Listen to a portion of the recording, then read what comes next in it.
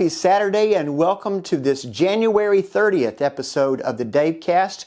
We are in a teaching series on the Sermon on the Mount, and for the last couple of weeks we have been going through verse by verse of the section called the Beatitudes, which is the introduction and the proclamation Jesus is making about the kingdom of heaven or the kingdom of God that he is ushering in.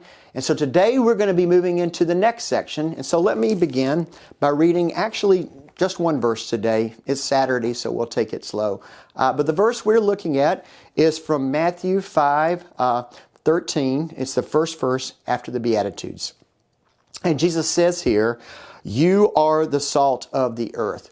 But if the salt loses its saltiness, how can it be made salty again? It is no longer good for anything except to be thrown out and trampled underfoot." And so one of the fantastic things about Jesus' teaching is how he uses simple things from everyday life that all of his original listeners, regardless of their background, would have been familiar with to illustrate these huge points. And even though he was talking on that hillside to people living there in ancient Israel, these metaphors and illustrations are just as insightful and just as meaningful to us here in our day and age, and they still very much apply.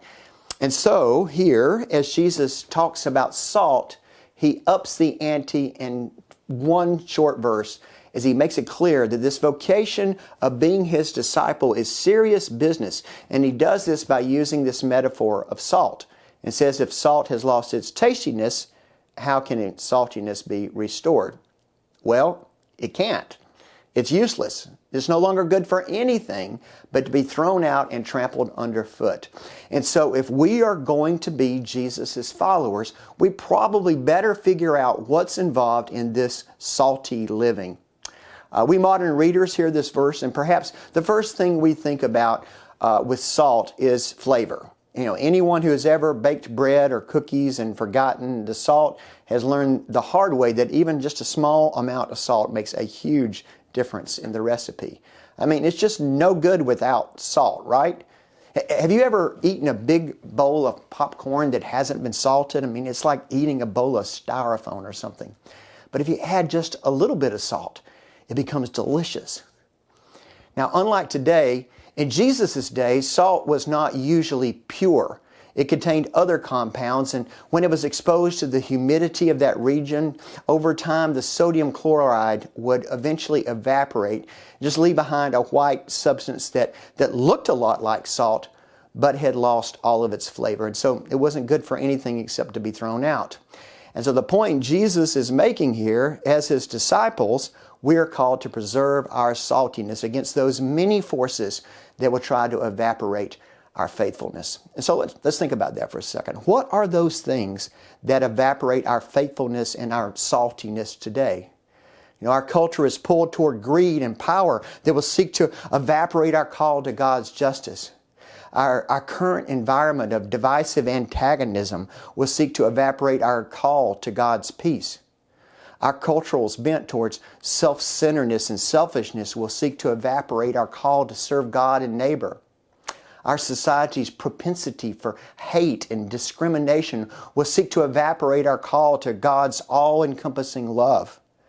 Our cultural's worship of independence and unbridled nationalism will seek to evaporate our call to worship God alone. The bottom line is our saltiness is not a guarantee. So we have to think about the ways that we are remaining salty as faithful disciples of Jesus, seeking to transform the world. Now, for the folks living in Jesus' day, salt had many uses that we modern readers might be aware of, but maybe not immediately think about. For example, salt was probably their chief preservative. There were no refrigerators back then, and so they used salt to preserve the meat, which would have been vulnerable to the elements of time and the heat of the sun that would make it rot and be no longer useful. And so the point is, disciples of Jesus are called to protect, to preserve, to stand up and to amplify the voices of those persons who are vulnerable to the elements of poverty, discrimination, violence, etc., etc. Another use of salt that day was as a healing force. And we do have an understanding of that, right?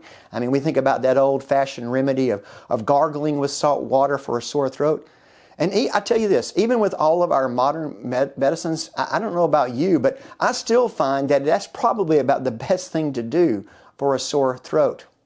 But salt water is also supposed to be good for open wounds, cleaning and promoting healing. Even if it stings a bit as disciples, we are called to follow in Jesus' footstep of being forces for healing in our communities, healing bodies and souls and minds and institutions. Even when that, healing requires that slight sting of speaking hard truths in love. You know, one of the uses of thought that I thought about, admittedly was not exactly a use in the first century, but I still think we can consider it in relation to what it means for us to be the salt of the earth. And it has to do with how salt is used on our roads or sidewalks in bad, icy weather to break through ice. And I know that we aren't quite as familiar with this use here in the South, but I tell you, I can remember many, many cold winter, icy Sunday mornings getting to the church early to make sure salt was spread across those icy spots in the parking lot and sidewalks to make sure that people wouldn't slip and fall as they were coming to church. And so I think the metaphor works here as well, as we are called as disciples of Jesus Christ to disrupt situations of harm, to resist evil, injustice, and oppression in whatever forms they present themselves in order to make the roads of the world safer for not just people like us, but for all God's children, as we use salt as a road treatment for those unsafe highways that are out there. Jesus said, "You are the salt of the earth." And so as His followers, let us all endeavor to be His salty disciples in our community and world. So I'm going to stop here for today so I can get ready for tomorrow, where at Conyers First, our worship will again be online only, right here on Facebook, YouTube, and through our telephone service, which doesn't require the internet. We all do need to continue to pray for the COVID pandemic. I mean, the numbers are slowly coming down and the vaccine is slowly being rolled out. But we still need to practice an abundance of caution.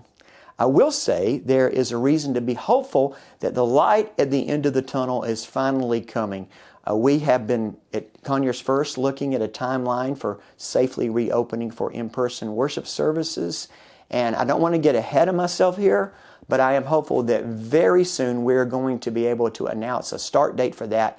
And I am also cautiously optimistic that it will be sometime in February, so not too much longer. But in the meantime, you all continue to be safe. Don't let your guards down. And let's all pray that with the coming of the spring, we will also see a return to more normality. I'm ready for it. Until then, keep bringing the hope, and I look forward to worshiping with you tomorrow online. God bless you.